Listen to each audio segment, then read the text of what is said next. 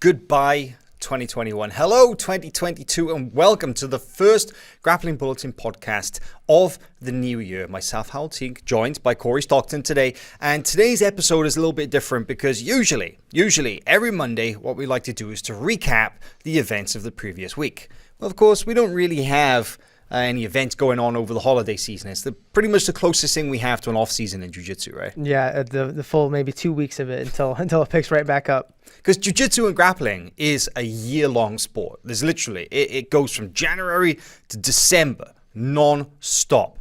And what we did was we reviewed the events of the last 12 months and we've kind of put them all together. And today's episode is going to be a special 2021 review. We're talking about the year as a whole. Now, unfortunately, we can't include every notable moment that happened in 2021 because, as we were chatting earlier, it was a lot, right? It was a dense year, and some of this stuff feels like it happened ages ago. We'll get through all of it, but it feels like it was years and years ago, not just 12 months ago. Not just 12 months. No, it's been a long year in that sense. That's the thing about having events every single month is always new events happening. Things like, man, that was only 4 months ago? That was only in April? What the hell? That feels like 5 years ago. But what we've done is to try and help you navigate things here is that we've chosen one big notable event or moment from each month of the last year, and we'll talk about those now. So let's get things underway. Let's talk about January 2021, a distant memory for most of you. Can you remember, or do you remember, that January 2021 saw Fight to Win host their first ever all-female event? From what we've been told, Jiu-Jitsu's first ever all-female event, because it wasn't just the competitors. It wasn't just 40-plus super fights featuring all-female participants. But it was also the referees, the judges, the commentators, the whole freaking shebang. Yeah, and they kind of kept that moving throughout the year, throughout the first quarter of the year. But January was really when we saw what this would look like. And a special standout here was Erin Harp, who kind of got herself put on the radar with this match against certainly came onto mine against Maggie Grandotti. She looked phenomenal in that match. But the whole card top to bottom was stacked. I think headline was Rafaela Geddes and Ana Carolina Vieira. That was a gritty match. Hoping to see that one again in 2022 maybe. Yeah, also we saw Amanda Tubby Aliquin taking on Natalie Ribeiro, and yeah, a host of others. You're right. This match here featuring Erin Harp versus Maggie Grandotti, it was a breakout moment for Erin Harp, and as a result of this performance, I mean, she was already a well-established black belt and had been fighting professional MMA. But as a result of this match, she got the invitation to compete on Who's Number One, and impressed us multiple times this year with some amazing matches on our event. So yeah, really cool to see Fight to Win doing something unique, something new. As always, they're always pushing the boundaries of what is possible in Jiu-Jitsu. And January's first all-female event, man, that was something really special. But that wasn't the only thing that happened in January. Just to recap as well, there were a couple of other notable moments. Roberto Cyborg, for example, he fought Tim Spriggs in Miami. That's basically a Cyborg's backyard. He's like godfather of Miami jiu-jitsu scene. And that was Cyborg's first match after being announced the FloGrappling 2020 Grappler of the Year, and he beat Tim Spriggs via decision in a match predominantly wrestling. William Tackett also earned a unanimous decision against John Combs on Fight to Win. It was just Fight to Win that took place in January of last year. But one other notable moment of news as well was that, remember Ralph Gracie? Remember he got charged and convicted of assault against Flavio Almeida all the way back in 2019. He presented himself to jail to serve a 6-month sentence in January. Ended up staying in jail through till April, I believe. So that was the other thing that happened in January. But February, let's move on, shall we? Because February is one of the most notorious months of last year because it had something happen that really nobody would have predicted. I mean, we could have said, yeah, we saw it coming, but we didn't. We never imagined that Gordon Ryan and Andre Galvao would come to blows backstage at a Who's Number One event, no less. Yeah, absolutely a wild moment in Jiu-Jitsu. I think it's one of those marks on Jiu-Jitsu that you'll remember forever, right? Yeah, no, 100%. This was, not for the right reasons, but it was a transcendent moment in Jiu-Jitsu that everybody in the Jiu-Jitsu community heard about this incident. It started off with Andre Galvao verbally accosting Gordon Ryan backstage and then shoving him. Gordon Ryan answered back with a series of open hand slaps, and it luckily didn't escalate further. The confrontation, the argument, the war of words continued, but luckily the physical side of things didn't really progress much beyond that, thankfully. But that said, it sparked some fierce debate, right? Absolutely did, and it got the ball rolling really for the rest of the year. You get kind of rebuilding the energy between that match, the match that we've been waiting for 2 years or 3 years, Andre Galvao versus Gordon Ryan at ADCC. Yeah, the ADCC 2022 super fight. I mean, to be honest though, we weren't really sure about what the ramifications would be of the Gordon Galvao incident. We weren't sure if it would throw the super fight into jeopardy. We weren't sure if things would, escalate further over the coming weeks and months, and whether things would get out of hand. Luckily, they didn't. Luckily that they managed to quash things there. And I think a big part of that was possibly because the Andre Galvao, after a couple of weeks of soul searching and sort of taking some time to think about what happened, he issued an apology to the Jiu-Jitsu community. Remember, and Andre Galvao, he apologized for his actions and said that it was, unbecoming of his position as a figurehead of a team, as a black belt world champion, and so on. But notably, didn't apologize to Gordon Ryan. So, let's see what happens in 2022 when they meet on the mats at ADCC Super Fight. But tons of other good stuff. In February, man, Mikael Galvao, still a brown belt at this point, 17 years of age, tapped out a black belt in less than a minute. Yeah, at this point it should be unsurprising, but I think maybe back in February, that was a little bit of a shock to the people who don't know how good Mikael Galvao is. That was the first time we really learned, okay, he can hang, and we got to see that throughout the rest of the year. Yeah, we were able to bring him to the States shortly afterwards. We'll talk about that in a bit. But also in February, we had Felipe Pena winning the BJJ Stars Heavyweight Grand Prix. We had Craig Jones versus Ronaldo Jr. in the main event of that Who's Number One that unfortunately the Gordon and Galvao got into. It's backstage. That totally overshadowed Craig's submission win over Ronaldo Jr. And tons of other good matches as well, including Natalie Jesus beating Gabby Garcia, Isaac Bayens and Roberto Jimenez throwing down in one of my favorite matches of the first half of the year, and many others, including Elizabeth Clay returning to the gi for the first time since she was a purple belt. And that was really cool. February was not all bad, shall we say. Sure. But after a tumultuous February, March saw a return to somewhat normalcy. And while it was less shocking, there was still no shortage of news, right? I don't know about normalcy for March. It was definitely a deviation from the norm, in that the IBJJF for the very first time unveiled heel hooks in March. The Dallas Open was the very first event that year in 2021 where they allowed heel hooks for the first time for black belt adults, brown and black belt adults. We could see some of those here. And this is Stanley Rosa dropping back on a heel hook. Now, this isn't the match where it happened, but he holds the distinction of being the first person to ever score an IBJJF legal heel hook in a no-gi competition. Will go down in history. And but man, the heel hooks, they were flying at this tournament. You were there, right? What was your take on it? Yeah, it seemed like a lot of these competitors had just been lying in wait for their opportunity to use these attacks. And we see Oliver Taz as a great example, right? A known heel hook expert, really kind of flourished this year on the IBJJF scene as he's been able to use his favorite attack. And especially here, he won the tournament. Stanley Rosa won the tournament. A lot of notable leg lockers made their way to the podium. It was just an open, but still, it kind of proved that there's a path for these guys. Yeah, it set the scene for what would to come as well, right? Because I think that there were a few people who got caught out early in the year. They came into the IBJJF no-gi tournaments and they got a rude awakening, and they realized, oh man, the game has changed significantly.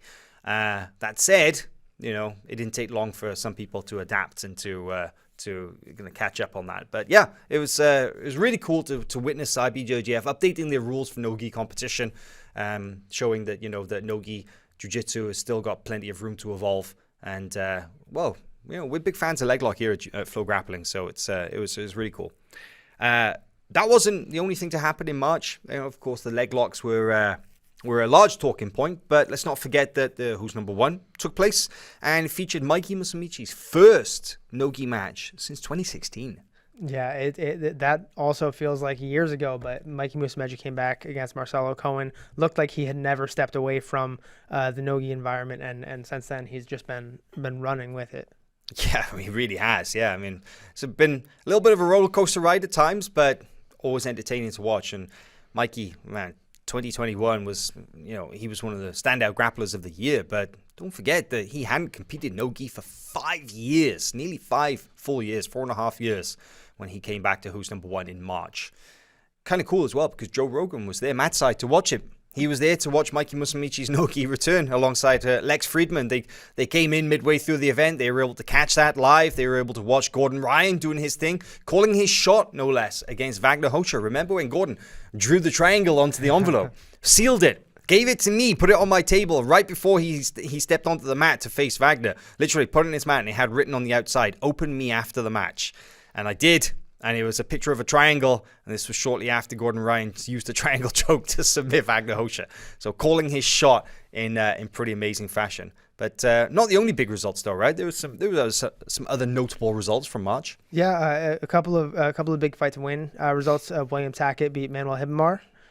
Victor Hugo heel hook Tim Spriggs. So really, March is kind of the month of the heel hook if you think about it. But yeah, the results top to bottom. Also some notable promotions. Pedro Marino and William Tackett both got their black belt just in March of this year, which seems unfathomable. Yeah, really. I mean, those guys, of course, they've been high-level grapplers, both gi and no-gi, for a long time now, but probably better known for their no-gi escapades. But yeah, to get promoted to black belt in only March last year, that means that both of them are still technically in their rookie year as black belts. It's pretty mind-blowing. Let's move on, shall we?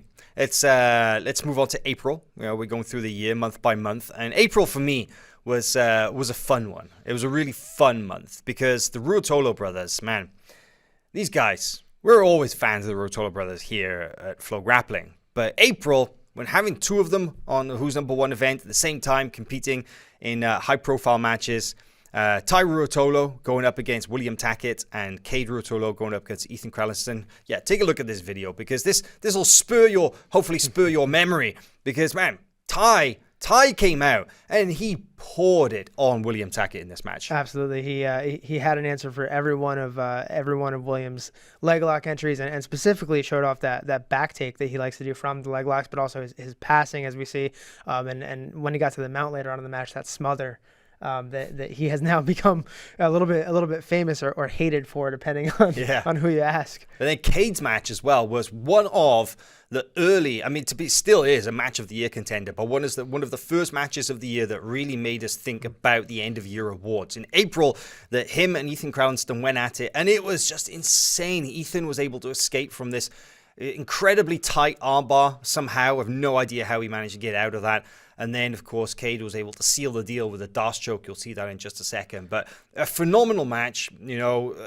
Hats off to both of them. Cade Ruotolo, though, getting the win in an incredible victory. It was really just one of those matches that will live on in our memories for a long time. Something I think that's often forgotten about this match is that this was a rematch, right? Correct. Cade and Ethan went at it back in 2020, and Cade took the win. And that was kind of controversial. It was. But in this match, Cade put a stamp on his victory, not just in this match, but also in the previous. Indeed, man. April was a fun one, and just checking the YouTube comments as well now as you guys are sort of kind of following along with our recap. It's pretty cool to see some very notable fans of grappling in the chat. Hello, guys. Well, nice to see you, Lex Friedman. Thank you a lot for joining us, and I'm glad you're able to catch that event live. Hopefully, you'll be back soon to catch more. But you're right, Josh Jitsu, Lex, will Gordon beat Galvao? Well, I'll answer that question. The answer is we don't know. The answer is that we're still waiting to find out how Gordon's medical treatment is going because, as we'll talk about in a minute, his ongoing stomach issues that plagued him throughout 2021 still have not been resolved. And while he is scheduled to compete in ADCC 2022 in both the over 99 kilogram division and the ADCC super fight against Andre Galvao, we will have to wait to see how Gordon's performance is looking in hopefully what we'll see as soon as a series of tune-up matches leading into that event, because we got to watch him at Who's Number One in October, but it wasn't really the Gordon that we know because it was an exhibition match. So let's see. But yes, Cade Crellenston, still my favorite match of the year. I agree with you, RW. It's one of my favorite too. I may even vote for that for match of the year. Let's see. Shall we move on? Shall we move on? Oh, actually, no. Quickly, let's just run through some of the other notable moments from April as well, because there was the Thunderlock. Luis Quinones unveiled this very unusual exotic submission. You've got a video of it on FloGrappling, actually. If you type in the Thunderlock, you'll see him teaching it. What is this, like a shoulder lock? Yeah, it's like I think he's described as like a half Nelson shoulder lock from the back, but go check it out. It's become one of my favorate submissions. So yeah. It's very, very useful against people who have solid back defense. I really like it because it's that synthesis between wrestling and grappling, sort of taking a very common control position in wrestling and applying it with the sort of the finishing mechanics of Jiu-Jitsu to create a new hybrid submission. Very interesting indeed. That wasn't all from Emerald City either. PJ Barch went, I think, 4-0, 4 submissions at the very first Emerald City in April. Phenomenal. Yeah, he tore through that one. That was a deep tournament, and they set the stage then for a series of events throughout the year as well, which have become some of my favorite events. 16-man EBI rules tournaments. I love it. Also, let's not forget that Andy Murasaki made his black belt debut. A stunning run at EUG Promotions, their black belts gi tournament, and he submitted Gianni Grippo and also beat Kennedy Maciel and Mateus Gabriel along the way. It's a hell of a debut right there. Quite a roster. Yeah, incredible. Okay, May.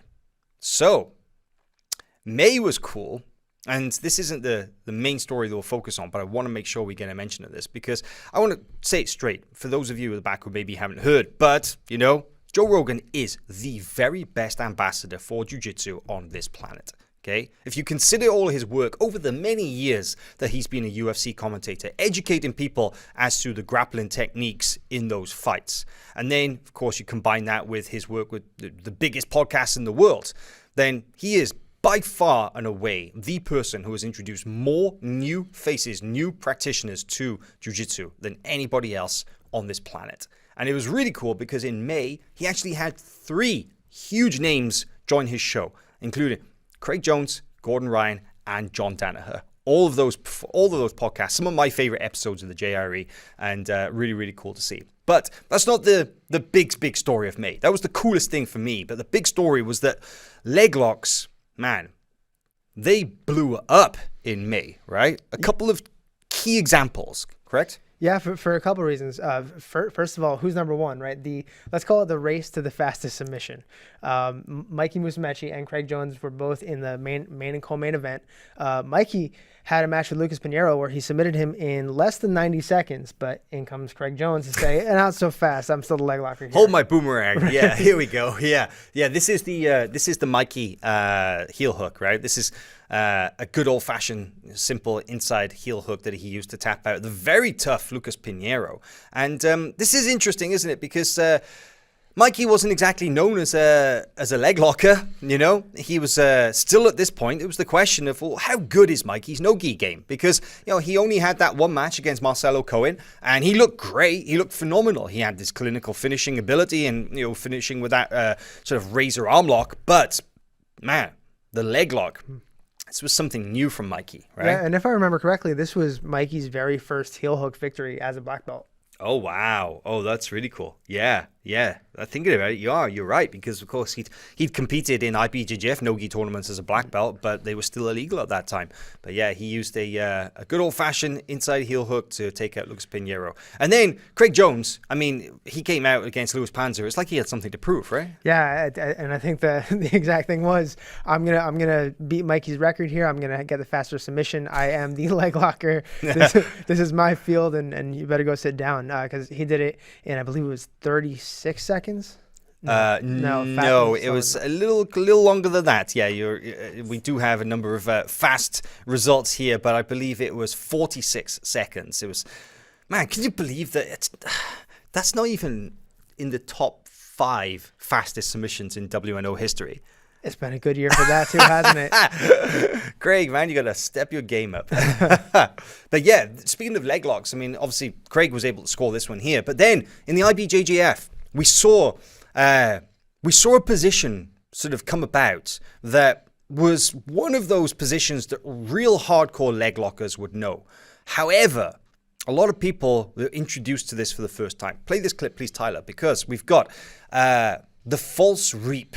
So Diego Pato on the left, taking on Josh Cisneros. Pato pulls guard, and he enters into a leg lock, a brutal straight knee bar. But he used a position which we would later learn is the false reap. Can you kind of talk us through it a little bit, please? Yeah, so Pato here is gonna start to elevate Josh, and his left leg is kind of the acting the acting leg in this position, right? As his left leg comes across Josh's hips, Pato is going to be in what basically would be a reposition, except for his inside leg, his right leg, is still not behind the knee. So he's here. And now we see it coming. Now he uses it to get the full reap here. And actually, he turns this into a knee bar, which typically becomes a Kani Basami or an inside Ashi. But based on the way Cisneros defended it, there was a knee bar there. And Pato is, as we've learned, maybe one of the best ever there. Man, this false reap, I genuinely hadn't really seen this entry too much up until this point. And you can even see some of the people in the crowd, like Liz Clay is over there, and she's like got this look on her face like, what just happened? Let's set the stage for this too. Is Cisneros had 3 submissions coming into this match. Pato had 3 submissions coming into this match. So this was the featherweight final. And both these guys were just tearing it up. And I think Cisneros might have been the favorite in this match, despite the fact that he has never beat Pato in their many years of competing against each other. Yeah, that is true. Cisneros has yet to get a win over him. Pato is just looking so good. And this as well, this tournament, this gold medal for Pato was the first of many. But the false reap, that is something that I think that since then it's become one of those positions. It's like, if you didn't know what the false reap was, then you definitely will know it now. And a lot of people made an extra effort to study up as to exactly how it worked after this particular moment, because it's one of those clips that blew up. Everybody saw it and they're like, man, I need to figure this shit out. So, okay. Yeah, lots of big results also. We should mention Nogi Pans had a ton. Oliver Taza was DQ'd. That was unfortunate. I mean, I'm laughing about it. I'm sorry, Oliver. I love you. But, man, it was one of those moments when he had the back of his opponent and he puts his hand over the mouth, the good old-fashioned Wagner Hosha style choke, and was immediately disqualified because it's not legal in IBJJF rules. You can't do that. The blending of rule sets a little bit, right? I mean, you compete in so many different rule sets, can't keep track of which is which, and that's the unfortunate outcome. Easily done, but still, we got a good chuckle out, or I got a good chuckle out of it. Sorry, man. Also, on the flip side, one of the worst matches that I think I've ever seen in my entire life, when Josh Hinger and Wagner Hosha pushed each other around the mat for 15 minutes on who's number one. Still can't get my head around that. Unfortunately, one of those things that happen. Sometimes grapplers cancel each other out, but hopefully we'll never see another match like that on who's number one, right? Let's hope. We should mention about how Shane Jamil Hill-Taylor returned to competition for the first time since 2019, competing in the gi. And, we got to see much more of him later in the year as well. So that was cool. June featured one of the most bizarre finishes to a match that I have ever seen. Now, I've been working in Jiu-Jitsu for a long time. Combat sports, a very long time, a couple of decades at this point.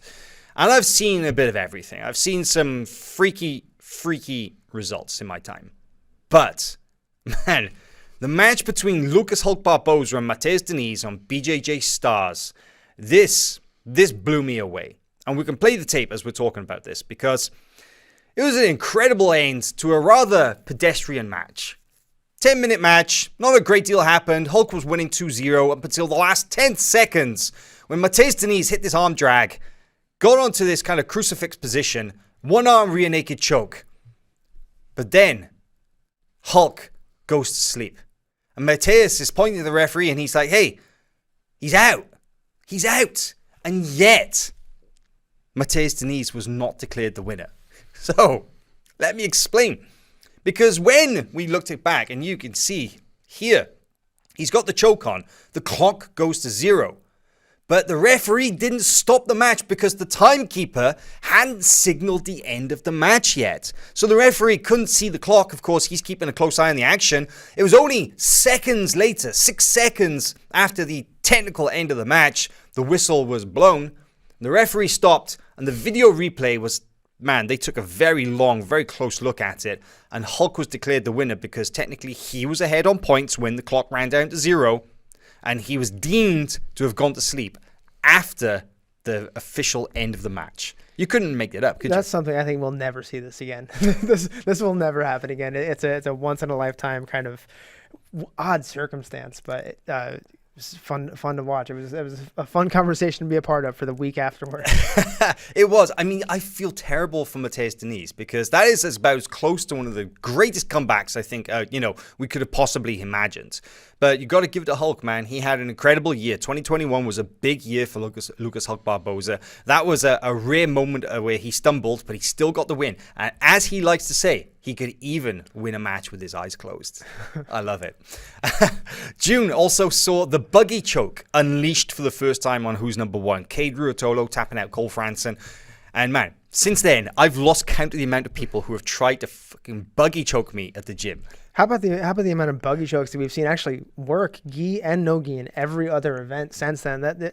That Cade submission really, I think, it opened the floodgates. Lit the fire for the buggy choke, and we've seen it. I mean, at countless tournaments from every rank from black belt down to blue belt. Yeah, no, seriously, I'm sure that a ton of our viewers in the YouTube right now will attest to the fact that everybody in their gym is trying the buggy choke now. You go to any competition, it's guaranteed to see somebody trying to buggy choke each other from bottom side control. It's one of those positions that went from almost never seen, super esoteric, super exotic, one of those really misunderstood positions. Now everybody's doing it, and Cade Ruotolo, you definitely set the trend for that one.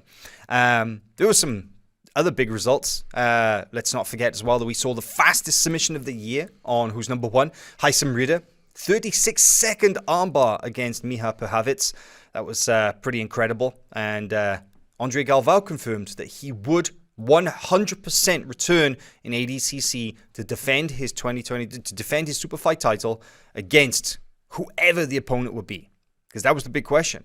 Will Galvao still come back? Will he retire? Will he come back to compete against Gordon? And Galvao said, whoever it is, I'm in. So that definitely was I took a lot of solace from that fact because I was a little bit worried. I'll be honest, I was worried. After the whole thing with Gordon and Galvao. I wasn't so sure that the match would go ahead. It was definitely confidence inspiring to hear Galvao say that he was in no matter what. So let's go on to July, and this is amazing, really, because it marked the end of an era, I should say. The Danaher Death Squad split up, and it came out of nowhere, Everything seemed so fine. We had been traveling back to Puerto Rico for about 6 months at this point, filming our ongoing series, Danaher Death Squad in Puerto Rico. You can watch the entire documentary series on our YouTube channel for free now, but it's also on FloGrappling. But things seemed fine from the outside until they weren't. And I guess that's the way relationships work sometimes. It just takes one little thing to tip things over the edge, and all of a sudden it's just untenable. But Danaher Death Squad went from being one of the best known teams in Jiu-Jitsu, pretty much a household name in terms of, in Jiu-Jitsu terms. But then they were no more. And the question was, well, how are things going to go? And they ended up splitting up into two factions, right? We would get the names and get the details a little bit later, but the split was huge. Yeah, it was definitely a milestone. And like you said, I think it came out of nowhere, not just for us, but for everybody. The entire Jiu-Jitsu community was in awe that this happened. And I think a lot of people thought it was, a fluke or like a late April fool joke or something, but 100% real. And as it turns out, we have both teams now here in Texas. B Team and New Wave are on opposite ends of the opposite ends of Austin, but they're still right here, right on our doorstep. Yeah, it's pretty incredible to think that it happened. But it's that thing, isn't it? every supergroup ultimately, sort of ends up breaking up for one reason or another. Danaher himself cited a combination of factors revolving around disagreements in the physical location of a future school, personality conflicts, conflicting values, and an inevitable tension between the team brand and the growing individual brands of the members. So yeah. Thing is, though, I think this is probably one of the most interesting things, is that the individual reasons behind the split have never really been revealed, even until now. There have been a few hints, there have been rumors as to what caused the split. We've been told that it wasn't friendly, but it was certainly very acrimonious. But in public, at least, they've kept it extremely civil, and they've done a really good job of not airing any dirty laundry, right? You took the words out of my mouth. I think they've both sides of this have done a good job in kind of sticking to the unwritten contract and keeping it all tight. Yeah. That's even today, a few details have emerged about what precipitated the split, but does it really matter? Not really. Let's just focus on the Jiu-Jitsu. I think that's the best thing. And speaking of Jiu-Jitsu, July saw us host the Road to ADCC Super Fight event. This was an official co-branded event with ADCC, a true ADCC Super Fight rules event. Now, we had a lot of fun because we went to the ADCC rules seminar shortly before this event to brush up. I learned a ton. It was fantastic. And it helped a lot when we were actually commentating the matches. But we got to see the 2019 over 99 kilo champ take out the under 88 kilo champ. Kaynan Duarte submitted Mateus Diniz with a cloverleaf submission. Yeah, it was really, that's a rare submission, right? It is. It's but the whole match just dominant. A solid takedown right into position and then backstep into the saddle on a cloverleaf. And Kaynan really, for me, that was maybe the best he looked all year. That was clinical. It really was. When he is on, my word, he is so on. And this is, of course, just, weeks after Mateus Diniz had that head-to-head match with Kainan's teammate, Lucas Hulk. So maybe he was looking to get one back for the Atos squad there. We don't know. But also, we saw the match between Mikey Musumeci and Gio Martinez that was civil enough during the match, but things just blew up immediately after. Oh, my word. Scandal, drama. Started with a handshake, the match. Ended with a war of words. Mikey Musumeci calling Gio Martinez classless, saying that 10th Planet should kick him out for poor sportsmanship and just terrible behavior. And then Gio answering back saying that Mikey was fake. And man, it just went on from there. But yeah, from this, we got the birth of Darth Rigatoni. That is true. Yeah, evil Mikey. It is true. And also, we saw Nicky Ryan's last match of 2021 because he had that great match against Dante Leon. Looked incredible against Dante Leon, but from wrestling up from bottom, managed to tear his meniscus. And that has seen him sidelined for the rest of the year. Yeah, really kind of disheartening in that. For me, that was the best Nicky has ever looked in competition. I think we've been waiting for this moment where all of the skills that Nicky had been talking about developing finally came to fruition, and this was it. This was the match, and hopefully the injury didn't set that back because he was really developing at pace. One more match worth pointing out is the Pedro Tolo and Roberto Jimenez match, which for me, one of the best matches of the year, hands down, just an absolutely bonkers back and forth. It was a scramble. It looked like a Tasmanian devil scene, right? Just kind of wrapped up in each other for the duration of the match until it finished. Boom. It came from nowhere. Yeah. Last big thing about July was also that Mika Galvao became one of the youngest ever Jiu-Jitsu black belts, promoted to black belt at age 17 by his father, Melky, who tied the belt around his waist following a series of standout performances, basically. Of course, Mika Galvao, at this point, he'd won IBJJF no-gi pans as a brown belt. He'd had multiple matches on Who's Number One. And then, of course, he won the Third Coast Grappling 8-man tournament, tapping out 3 black belts in a row. So, yeah, I don't think anybody would disagree with that choice there. But Mika Galvao entered the black belt ranks. Of course, it would disqualify him from competing in IBJJF rules tournaments until early 2022. He's now eligible as of the 1st of January. But he was able to compete in no-gi events from that point on. So let's talk about August. August saw one of the most brutal leg locks that we've ever seen here at FloGrappling, right? Yeah, yeah. There's still, I still cringe watching this submission. Let's roll the tape on this one. Emerald City Invitational number 2. in New Jersey. 145 tournament? 155. 155, thank you. Gianni Grippo versus, in the very first round, Ellis Karadag.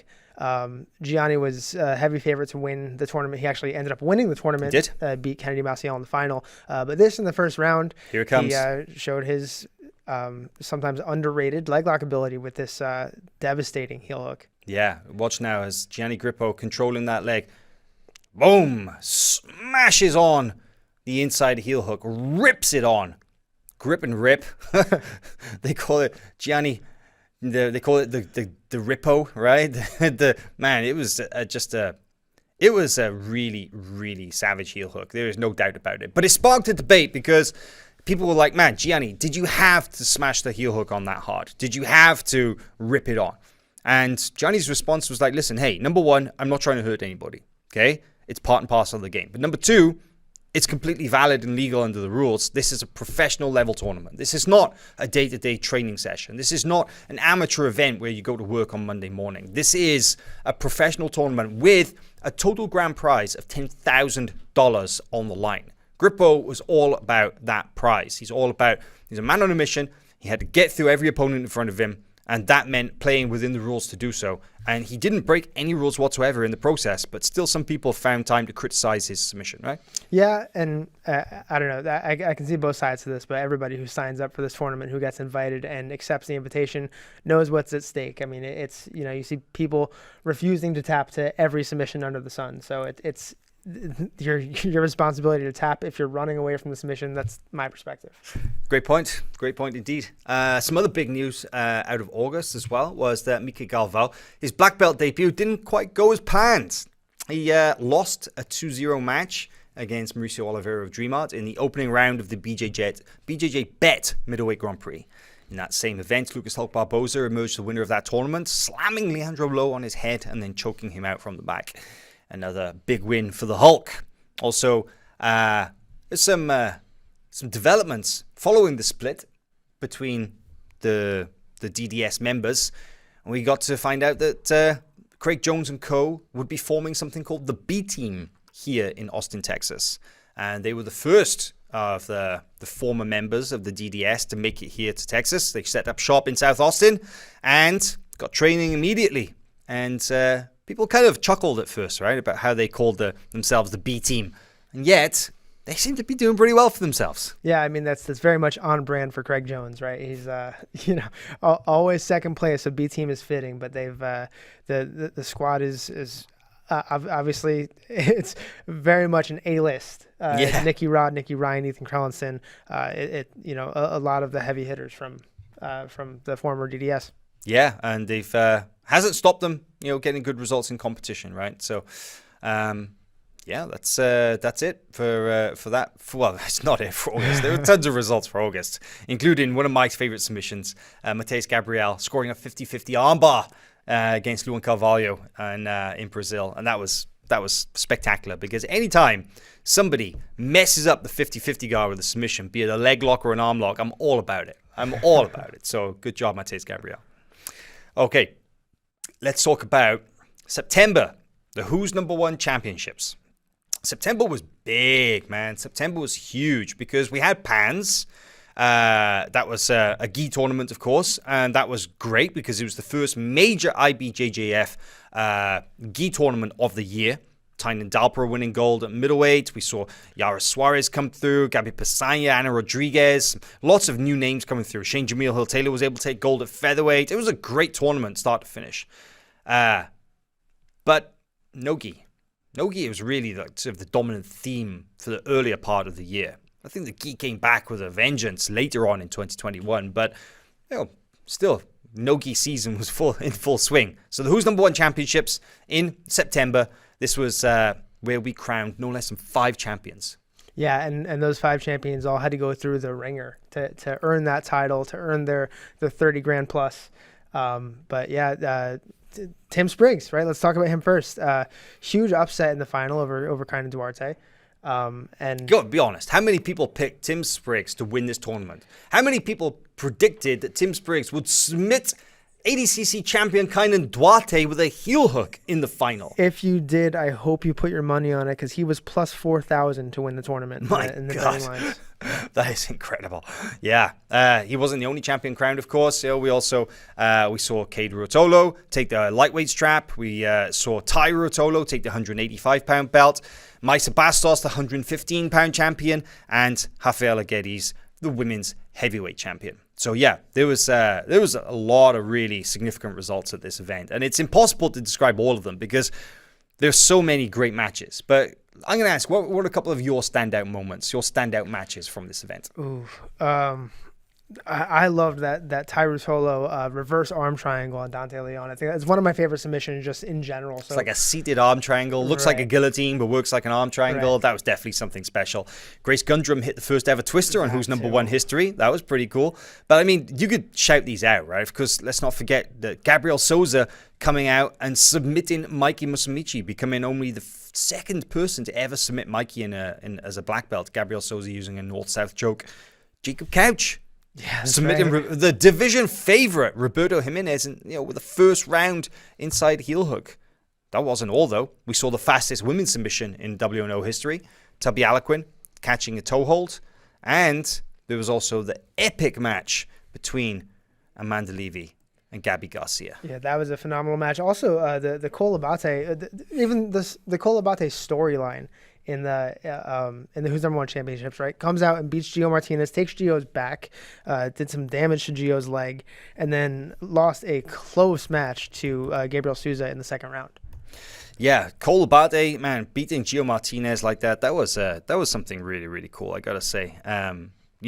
See a guy come in, a lot of questions about Cole even being in that tournament. He was only 16 years old, blue belt, right? People were like, man, what is a kid doing alongside all these like top Noki grapplers? And then he took out one of 10th Planet's best known black belts, a guy over twice his age in the first round. It was phenomenal, absolutely phenomenal. September also saw the MMA debut of Marcus Buchecha Almeida, winning via first round submission and one championship. And it was incredible. What a big month September really was. October, the return of Gordon Ryan. He came back to compete and had his exhibition match with Philip Rowe, Philly Fresh, the UFC fighter. But one of the biggest moments for me, even though of course we had Who's Number One and there's some champions crowned on that too, I think it was Pedro Mourinho's breakout moment at Nogi Worlds, right? Yeah, Pedro Mourinho had two tough runs to gold, right? Because he did the absolute division and he did his weight class. In the absolute, he had to be in both divisions combined, he had to beat Adam Wardzinski twice. He had to beat Victor Hugo, Wagner Rocha, and Cyborg. Wow. And so two stacked divisions he went through, and he looked just phenomenal. We mentioned this earlier, but only got his black belt in March. Yeah. And stepping up to win double gold at Nogi Worlds. I mean, Pedro is a powerhouse. He is he's a finisher. He's got great wrestling. He's very powerful. Just look at that, tossing his opponents around the mat. He's got an absolutely savage guillotine choke. He can catch it from everywhere. And a very, very dynamic athlete who will compete in the main event of Who's Number One later this month, January 21st against Craig Jones. That's going to be a good one. But yeah, Pedro's breakout moment, winning double gold at the... Look at his strength, the way that he just throws around Wagner Rocha like that. Not many people do that to Wagner Rocha. But Pedro Mourinho is a firecracker, and I can't wait to see him in action in a couple of weeks. Yeah. And Nogi Worlds, man, it was a fun tournament as well. There were some other significant results from there. Let's not forget that Unity, the little team that could, Murilo Santana coached 4 athletes to gold in that tournament. Devontae Johnson, Jefferson Guarezi, Maisa Bastos, and Diego Pato, all to gold there. Although they all technically don't necessarily represent Unity when they compete, they are all part of the same team, train in the same gym. So it's pretty cool to see that happen. Mikey, Tammy Musumeci, and Dante Leon all officially joined the Pedigo submission fighting crew, aka Daisy Fresh. That's 3 huge names to join the ranks of the Daisy Fresh crew, because they went from being this, well, like we say, team training out of a former laundromat in the middle of nowhere, in the deepest, darkest Illinois, to all of a sudden they've got 3 world champions on their ranks, right? Yeah, that's a pretty good pickup. They've all three of them have represented in the very daisy fresh way since then. You look at Dante going out to Grapple Fest and winning, and he had Heath's full support behind him. Mikey and Tammy going out to Worlds, and you could hear all the Pedigo guys in the corner. So I think the three of them all fit very well in that team. I mean, Dante's been kind of loosely related with that team for a very long time, but I think an adequate pickup for the Pedigo team. 100% agree. Yeah, and then some other news from the month of October. Man, the first ever double buggy choke happened, and the 10th Planet in-house tournament in LA. Derek Rayfield and Renee Souza showed the world that Jiu-Jitsu never stops evolving. Double buggy choke. Can you believe it? Really? No. I can't wrap my head around one buggy choke. Yeah, I gotta say, I think Eddie Bravo's reaction, he reacted for all of us. He was just blown away when that happened, and it was incredible. Let's move on. November. This was Kolabate's moment, winning ADCC trials, making a history to be the youngest person to ever win ADCC trials. Kolabate, again, to remind people, 16-year-old blue belt representing Art of Jiu-Jitsu, won the under 66 kilogram division, but he won it in a special way. Yeah, he didn't just win it. He did not exit a single. He didn't spend a single moment in an overtime period. He won every match in regulation, and not against nobodies, right? He won. I mean, he beat John Calistine. He beat Keith Krikorian. He beat Estevan Martinez. He went through a very difficult side of the bracket and didn't spend a minute in overtime. Yeah, and he didn't concede a single point in the process. That is phenomenal. It's just incredible to think that a competitor as young as Kolabate can compete with such poise, such maturity, such focus, and now he's qualified to compete at the 2022 World Championships next year in Las Vegas. I'm very, very excited to see Kolabate compete in ADCC. I think people had better be very careful against going up against this guy. You want to take him lightly, do so at your peril, because his game is as sharp as they come, right? Yeah, absolutely. So Kolabate, ADCC trials winner. Not the only big winner at ADCC trials, of course. Don't forget, Cade Ruotolo, Giancarlo Bodoni, Mason Fowler, and John Hansen all qualified for Worlds. And there were a couple of other winners in the women's divisions as well, but unfortunately they're not going to qualify. Brianna St. Marie and Kendall Rusing will go through and compete at the ADCC West Coast Trials paid for by Tom DeBlas. That's pretty cool. But tickets went on sale for ADCC in November. They went on sale on Black Friday, and Black Friday spirit or fever seemed to catch up with the grappling fans, because they sold over 7,000 tickets in the first 48 hours. ADCC 2022 is incredibly close to being a sellout event, and we are over 9 months away. Can you believe that? ADCC fever is a real thing. It's catching on.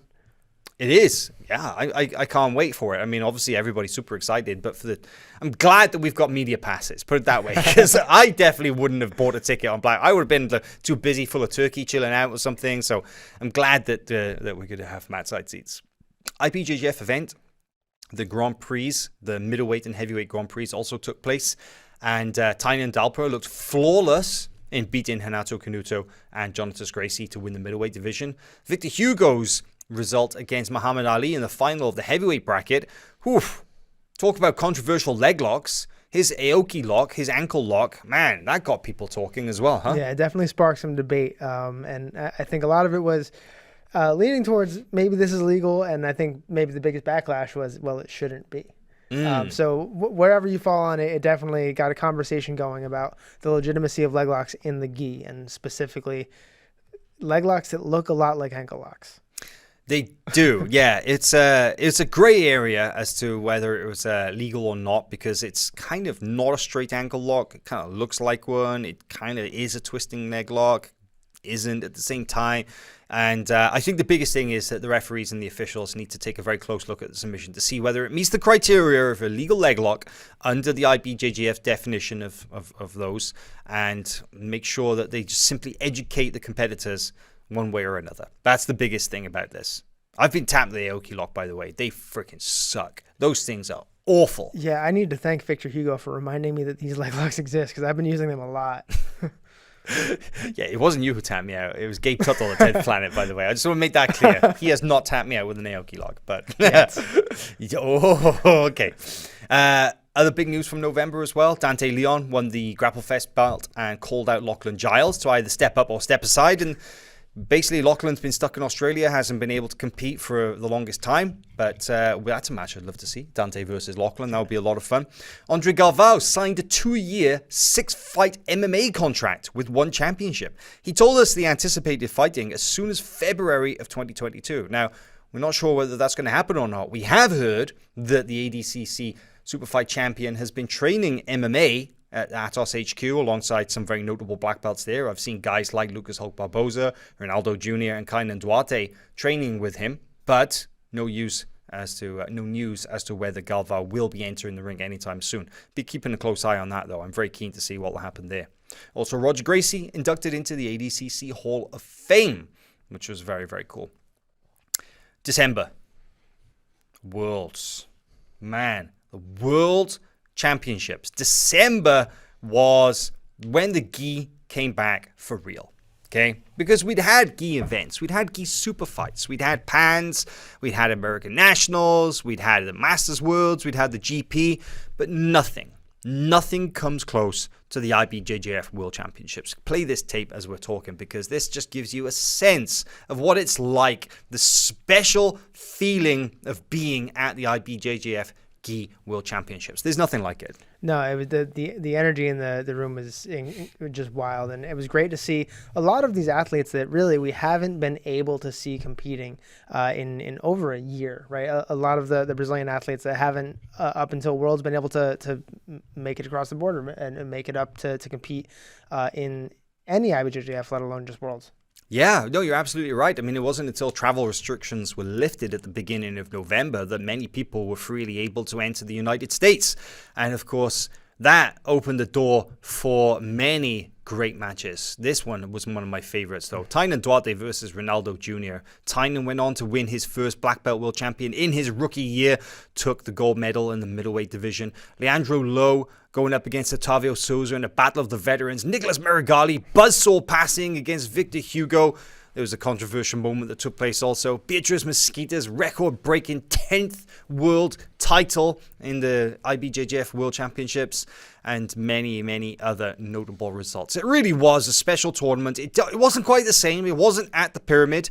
It was at the Anaheim Convention Center. It definitely lacked something a little bit there. The atmosphere was definitely different, but it was a memorable one. The 25th IBJJF World Championship saw the retirement of not one, but two very notable black belts. Felipe Pena retired from IBJJF World Championships. Didn't say that he was retiring from the gi, but he said he's retiring from IBJJF Worlds. Will focus on no-gi and MMA from here on out. Checkmat won the team trophy in a very special moment. That was the first time in the team's existence that they were able to win the team trophy. And let's not forget that Gabby Garcia hung up her belt as well. She announced that she would no longer compete at the IBJJF World Championships. So a very notable tournament. Again, one of those events that is very difficult to really describe all of the events that took place, all of the results at that tournament.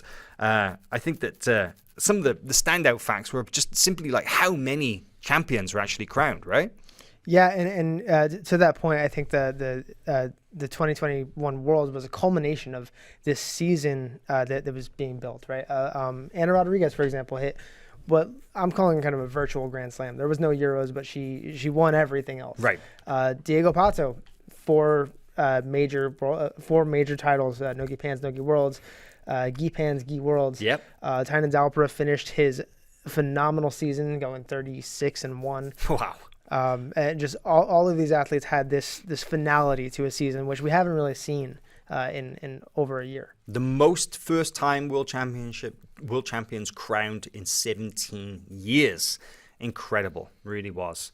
It's also not forget there was the flippening. You know, you want to call it the infamous moment that Merigali got disqualified from the IBJJF World Championships in the semi-final of the ultra heavyweight division, taking him out of both the ultra heavyweight final and the absolute final. Some people say he got screwed.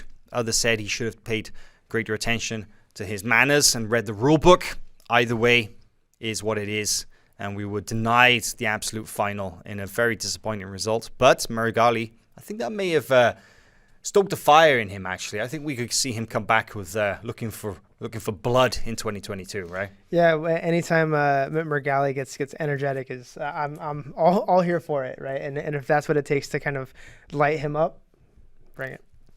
Buchecha returned to the ring and dominated his second MMA fight. Another first-round submission for him, beating Kang Ji-won by a rear naked choke. And then just days later, he was at Worlds. It was great. He went from Friday night, he was competing, fighting in Singapore. On Monday, he was back in the States, and Tuesday, Wednesday, he was there in Checkmate Gym and came through Worlds and said that, he realized that he didn't miss it. That luckily, he made the right choice to retire from IBJJF tournaments, and but still had plenty to say, having watched Jiu-Jitsu as a spectator and seen it from the other side of things. Said that he wasn't a huge fan of what he saw and has since called for rule reform and asking the IBJJF to update their stance towards stalling, which is very welcome call, if you ask me. I think that anytime we get matches with more action is a good thing. The Ruotolo brothers challenged convention by competing against each other instead of closing out in the final of the brown belt lightweight division. And that was one of the best matches of the tournament. I think so. Absolutely. Just the exact kind of jiu-jitsu you expect to see from the Ruotolo brothers in the gi, but nothing changes for them really. And the fact that they did not close out, I don't think surprises anybody, although it's definitely unconventional. Also, what's really cool is that the Ruotolos were promoted to black belt just a couple of days after that tournament. So they actually said, they're like, man, we are, up until Worlds, they hadn't competed in the gi since 2019, early 2019. And they were like, man, this is it now. We want to compete everything. We want to do Pans. We want to do Euros. We want to do Worlds. We want to do everything, gi and no gi in 2022. It's going to be a busy year for those guys. I don't think anybody is sad about that. No, I love it. I absolutely love it. It's going to be great. And there's a lot of promotions, a lot of brand new black belts that were graduated, as they say, at the end of 2021. So the class of 2021, as we go into 2022, man, we got a whole wave of brand new faces, right? Yeah, something like 30 brand new black belts that we counted, including maybe a dozen brown belt world champions who are now rolling right ahead into black belt, where they will be very, very threatening to the incumbent champs and the incumbent top competitors. Hell yeah, I cannot wait. I am so excited for 2022. It is going to be a huge year. Don't forget, of course, we've got Who's Number One taking place January 21st. Craig Jones going up against Pedro Mourinho. We've also got Ty Ruotolo against Levi Jones-Leary and other super fight matches taking place on that.